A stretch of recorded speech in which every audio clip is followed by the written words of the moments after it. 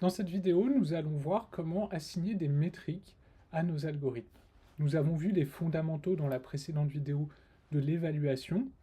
Cette fois-ci, nous allons définir les métriques pour deux types de tâches, la classification et la régression.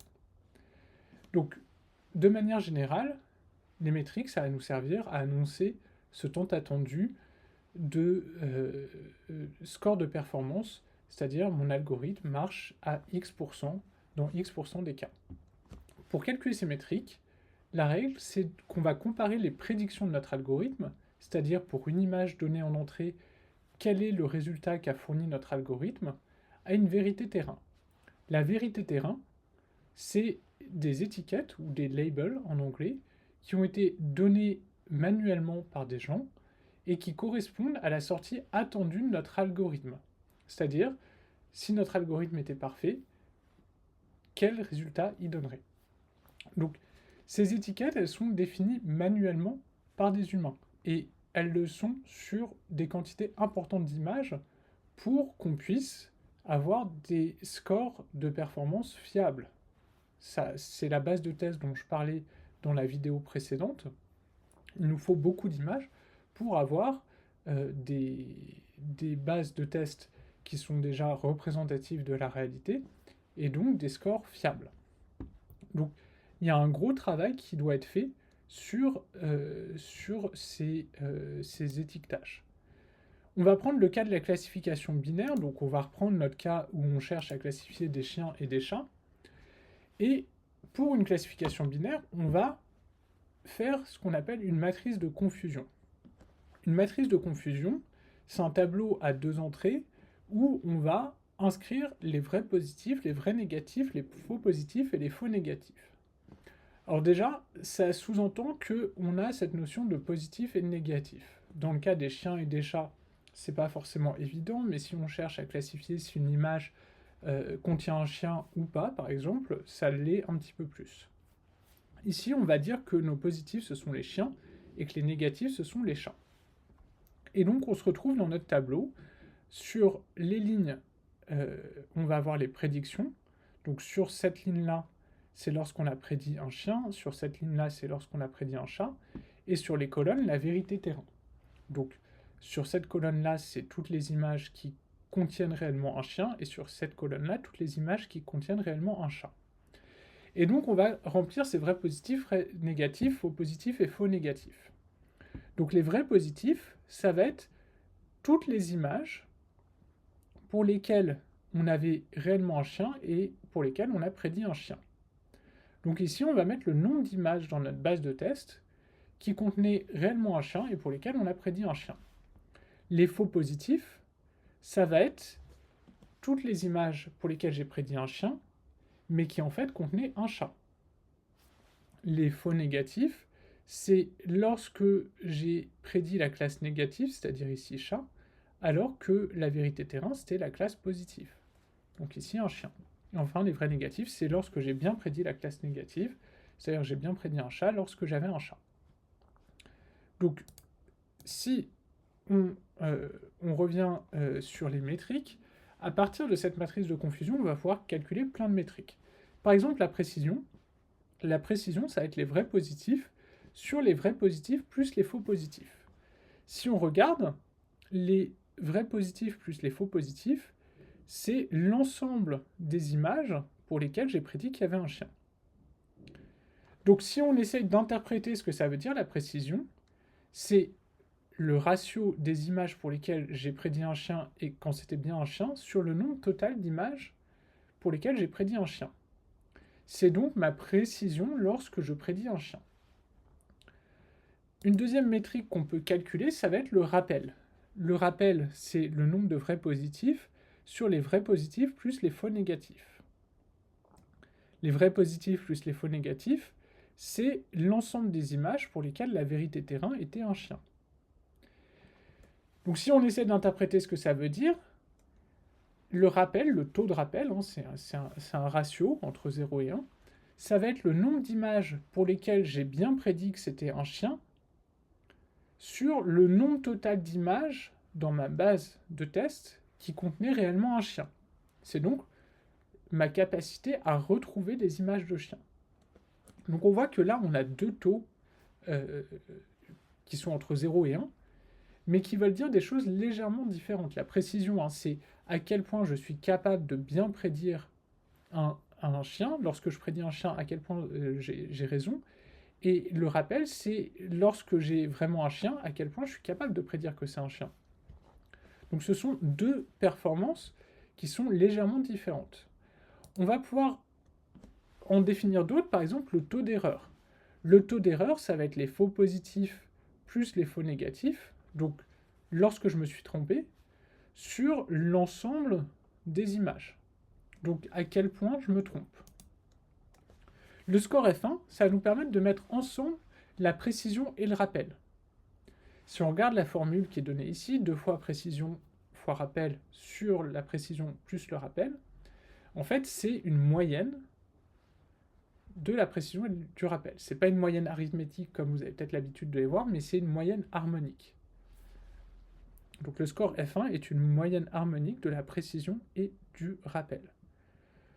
Pourquoi une moyenne harmonique? Alors on va le voir sur des exemples un petit peu plus tard, mais on a envie que lorsqu'on a un système, par exemple, admettons qu'on a un système qui soit très bon en précision mais très mauvais en rappel, bah, ce système ne sert pas à grand chose, c'est-à-dire que je ne prédis les chiens que quand je suis absolument sûr que c'est un chien, mais je rate 99% des chiens, bah, c'est un mauvais système. Si je faisais une moyenne arithmétique et que j'avais une précision de 100% et un rappel de 0%, j'aurais un score F1 qui serait de 50%. Avec la moyenne harmonique, lorsque j'ai une précision de 100% et un rappel de 0%, bah, comme je vais faire sur le numérateur la précision fois le rappel, je vais avoir un score F1 qui va être de 0, et donc qui va bien correspondre à une bonne évaluation des performances de mon système. Donc la moyenne harmonique est plus adaptée dans ce cas-là. Je vous ai montré quelques métriques, bien sûr il y en a plein d'autres. C'est-à-dire qu'on va pouvoir, selon les applications qu'on a, mettre en avant des métriques qui vont dire des choses légèrement différentes. Et encore, je reste sur le cas de la classification binaire. Lorsqu'on passe sur de la classification multiclasse, ça peut être encore plus complexe. Si je passe cette fois-ci à la régression, donc la régression, l'idée ça va être de prédire un nombre. Par exemple, on pourrait essayer de prédire le nombre de chats ou de chiens dans nos images. Si je formalise mon problème, je vais avoir une image en entrée, mon système F, donc mon système c'est mon algorithme, et donc mon algorithme pour une image en entrée va prédire un nombre, YI. Donc YI, c'est la prédiction de notre système pour l'image II. À côté de ça, j'ai les vérités terrain, donc c'est les nombres réels que je devrais prédire dans mon image. Donc j'ai n vérités terrain, n prédictions. À partir de ça, je vais pouvoir calculer. Alors, il y a encore une fois plein de métriques. Les deux plus classiques, ça va être la mean absolute error, l'erreur absolue moyenne, et l'erreur quadratique moyenne, mean squared error. Donc, on voit que on va faire. Alors, je n'ai pas normalisé ici. Il faudrait diviser par n dans les deux cas, mais pour avoir la moyenne. Mais on va comparer soit la valeur absolue, soit l'erreur quadratique, donc au carré. Regardons pour la régression quelques exemples. Donc ici, on va essayer de compter des chiens, et donc on peut voir que dans cette image, on a 2 chiens, et donc la vérité terrain, ça va bien être 2. Dans cette image, on va avoir 5 chiens, donc on a bien une vérité terrain de 5. Ici, on a 4 chiens, 7 chiens et 3 chiens. Et admettons que j'ai un système qui prédise ces valeurs-là. Donc dans la première image, il a bien prédit le bon nombre de chiens. Dans la deuxième image, il s'est trompé d'un chien. Il a prédit 4 chiens alors que la vérité terrain, c'était 5. Dans la troisième image, il a prédit le bon nombre de chiens. Il s'est largement trompé sur la quatrième image, où mon système a prédit 12 chiens alors que la vérité, c'est qu'il y en avait 7. Et enfin, il a eu bon sur la dernière image. Si je calcule l'erreur absolue moyenne, le MAE, je vais avoir la valeur absolue de 2 moins 2, plus la valeur absolue de 4 moins 5, plus la valeur absolue de 4 moins 4, plus la valeur absolue de 12 moins 7, plus la valeur absolue de 3 moins 3. c'est-à-dire 0 plus 1 plus 0 plus 5 plus 0 divisé par 5, ça nous donne 6 cinquièmes de MAE.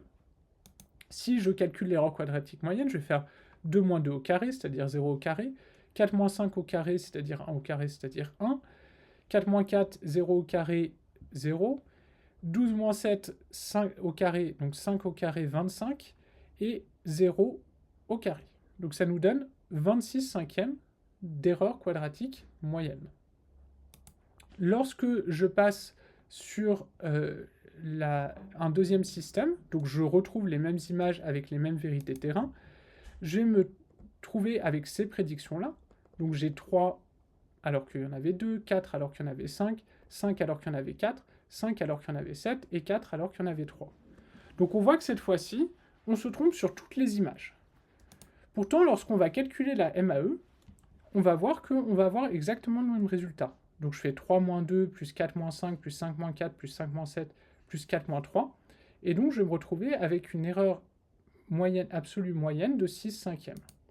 Lorsque je calcule mon MSE, cette fois-ci, donc j'ai 3 moins 2, 1 au carré, 4 moins 5, 1 au carré, 4 moins 5, 1 au carré, 7 moins 5, 2 au carré, donc 4, et 4 moins 3, 1 au carré. Ça nous donne un MSE de 8 cinquièmes.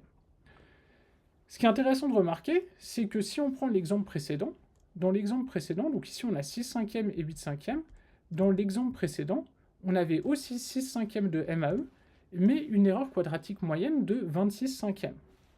Et donc on peut voir que l'erreur absolue moyenne va nous renseigner sur à quel point on est loin en moyenne de notre prédiction, mais l'erreur quadratique moyenne va pénaliser davantage les prédictions qui sont très mauvaises par rapport à l'erreur absolue moyenne. Donc ici, on a une prédiction qui est très loin de la vérité. On avait prédit 12 alors que c'était 7. Et donc, elle va rentrer beaucoup en compte dans la MSE. Passons maintenant à la classification. Donc prenons un exemple avec la classification. Cette fois-ci, j'ai des images où j'ai chat, chien, chat, chien, chat, chien, chat, chien, chat et chat. Et regardons nos prédictions. Donc ici, j'ai prédit un chien alors que j'avais un chien. Ici, je me suis pas trompé, j'ai prédit un chien alors que j'avais un chien. Chat, chat, chien, chien, chat, chat. Ici, je me trompe, je prédis un chien alors que j'avais un chat. Ici, je me trompe aussi, mais dans l'autre sens. Et sur les deux dernières, je prédis bien un chat. Maintenant, nous allons remplir notre matrice de confusion. Donc d'abord, nous allons regarder le nombre de fois où j'avais un chien comme vérité terrain et j'ai bien prédit un chien. Le nombre d'images pour lesquelles c'est le cas, c'est 2. Ensuite, je vais regarder le nombre d'images pour lesquelles j'avais un chat et j'ai bien prédit un chat. On a 4. Je vais rajouter le nombre d'images pour lesquelles j'ai prédit un chien alors que j'avais un chat. Donc je vais aller le renseigner ici, c'est 2. Et enfin, la dernière image, j'ai prédit un chat alors que j'avais un chien. Et donc je mets le 1 dans la matrice de confusion ici. Donc si on regarde, la précision de la détection d'un chien, c'est-à-dire le nombre de vrais positifs sur le nombre de vrais positifs plus faux positifs, ça va être 2 sur 2 plus 2. Donc c'est de là, hein, les vrais positifs et vrais positifs plus faux positifs. Donc lorsque je prédis un chien, dans 50% des cas, j'ai raison d'avoir prédit un chien.